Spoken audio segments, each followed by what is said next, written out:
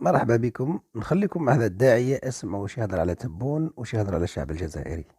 وما تنسوش الاشتراك في القناة. لكن أهل الجزائر ورئيسهم يأبى